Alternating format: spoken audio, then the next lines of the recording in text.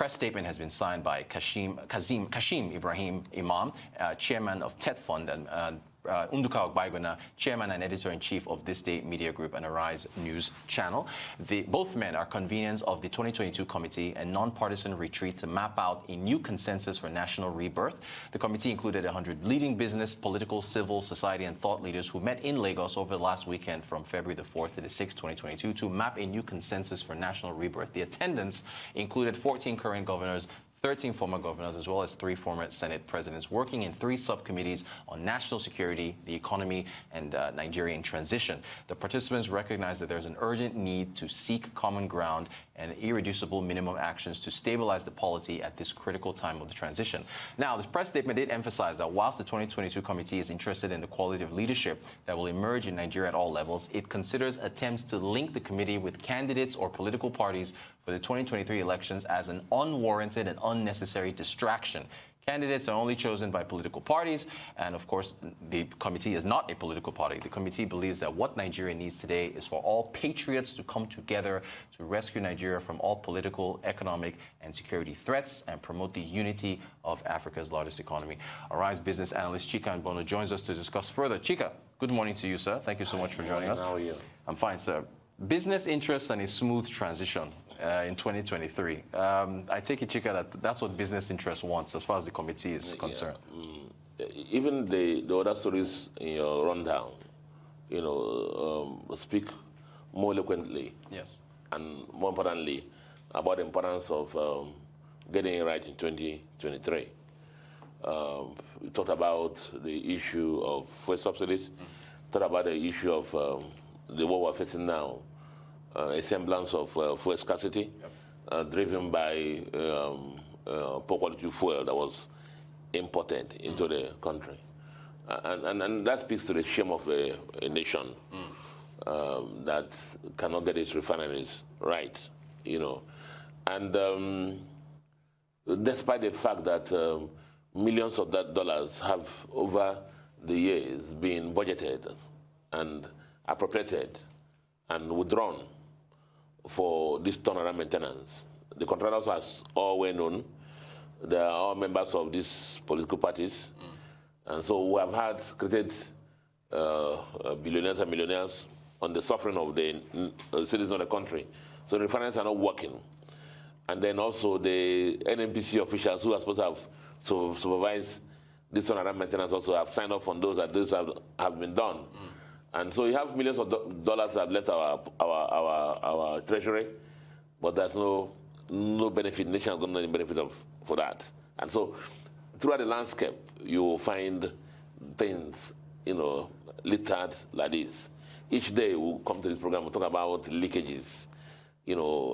Last week, the group MD of UBA spoke somewhere and said between January and September we lost $4 billion on non-state actors through oil pilferage. Talk about tax leakages, talk about so many things. Look at power. We haven't got power right. Education, as is threatening to go on strike again. So look at the line that was in the land. Security, every day, you see that. So we are a country that requires rebate. Indeed, all the stories we put out today, shake hands with each other, require rebate. So the committee that has come up with, a sort of an agenda for 2023 or for the rebate on Nigeria is salutary. And everybody's saying, in all the fora that I've been to, everybody's saying that we can't get it wrong in 2023. Right. And it's saddening that when some of us go out there, and everybody's asking us, what's wrong with your country? What's wrong with Nigeria? What is that? And because individually, we're well respected. Yeah. Whether it's medicine, whether it's finance, whether it's in aviation, individually we're respected. But as a nation, we're just down there in the dungeon. And look at the ease of doing business. 130 out of 154, thereabout. And so the nation requires a rebate. Yep. Look at on all indices, look at unemployment, youth unemployment. We're the poverty capital of the world. You look at insecurity, so all the rankings were not doing very well.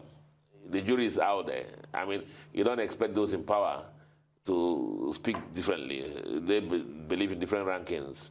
But the issue at the end of the day is one of my bosses used to tell me that if the conditioner of your car is cooling, you couldn't be doing like this. Right.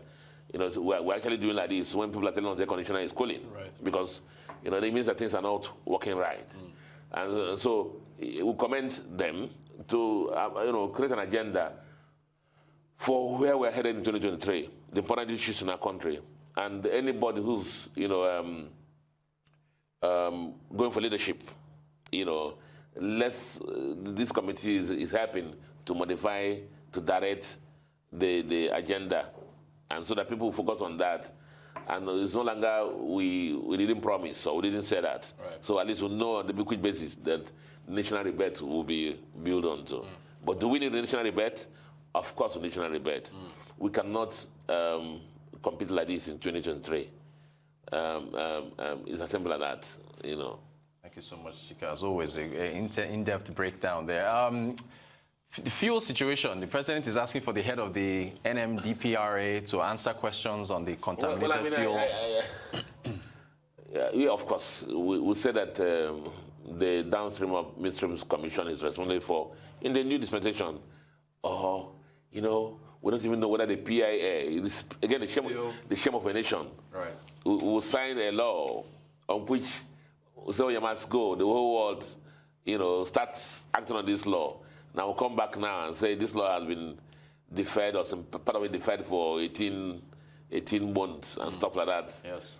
And again, inconsistency in policies is a shame in our country.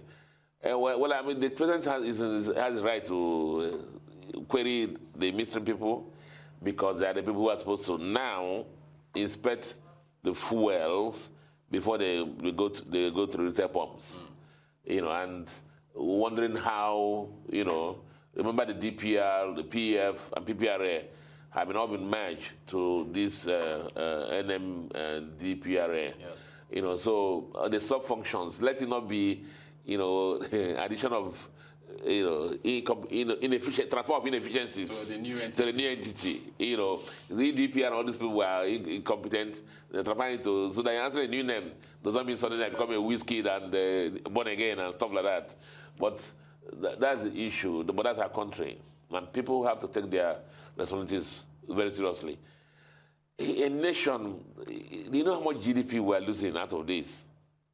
And we remember we're a nation just struggling with tepid growth, struggling out of recession. And then look at the queues everywhere now, and the traffic everywhere, and even the machines, equipment that have used this adulterated fuel, right, how the engines will have been spoiled, and so on and so forth. And that costs associated with this. But one nation that doesn't worry about things like this, they're going to make the noise now, and suddenly everything be smoothed, and it will pass away. Let people account for it. We're hoping that in this spirit, you know, the PIA, if it exists now, the new body that is accountable, we hope that people will answer their call and provide a solution. Remember, NMPC is almost so important now. So they also are responsible. Nobody's mentioning them because they're like the supplier. Right. So what are the controls? I guess when this has happened, when the guy is answering this question, he will answer that. What controls does NMPC have in place to make sure that the fuel imported in Nigeria is a high quality fuel? So that's also very important. Arise business analyst Chika Nbono. Chika, thank you much for joining us to talk about the latest issues in Nigeria. You're watching the Global Business Report here on Arise News.